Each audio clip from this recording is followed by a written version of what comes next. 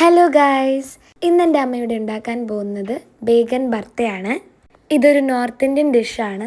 So ഇതിനായിട്ട് ആദ്യം തന്നെ ഇവിടെ ഒരു വഴുതനങ്ങ സൈഡിൽ വരഞ്ഞിട്ട് അതിൽ വെളിച്ചെണ്ണ നന്നായിട്ട് തക്കാളിയിലും വഴുതനങ്ങയിലും നമുക്കിങ്ങനെ പുരട്ടിയിട്ട് വഴുതനങ്ങയിൽ വെളുത്തുള്ളി, പച്ചമുളക് ഇവ ഫിക്സ് ചെയ്ത് വെക്കുക.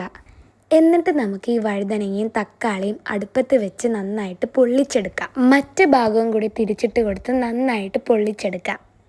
എല്ലാ ഭാഗങ്ങളും നന്നായിട്ട് പൊള്ളി വന്നതിന് ശേഷം നമുക്കിത് അടുപ്പ് ഓഫാക്കി മാറ്റി വെക്കാം. അതിനുശേഷം ഒന്ന് തണുത്തിട്ട് നമ്മൾ ഈ തൊലിയെല്ലാം ഒന്ന് ക്ലീൻ ചെയ്തെടുക്കാം. എന്നിട്ട് നമുക്ക് ഇവ രണ്ടും നന്നായിട്ട് അരിഞ്ഞെടുക്കാം.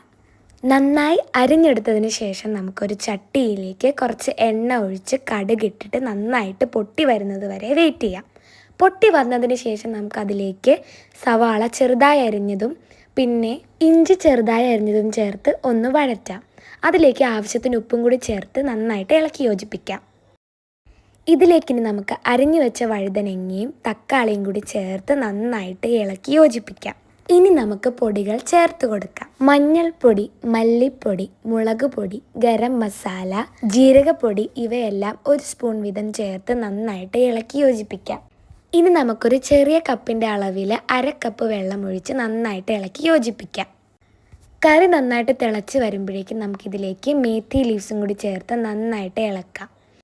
എല്ലാവരും ഈ ബേഗൻ ഭർത്ത ഒന്ന് ട്രൈ ചെയ്ത് നോക്കണേ. അടിപൊളിയാണ്. ചപ്പാത്തിയും ചോറിൻ്റെയും കൂടെ കഴിക്കാൻ സൂപ്പറാണ്. അപ്പോൾ സബ്സ്ക്രൈബ് ചെയ്യാൻ മറക്കല്ലേ. അടുത്ത വീഡിയോയിൽ കാണുന്നവരേക്കും ബൈ.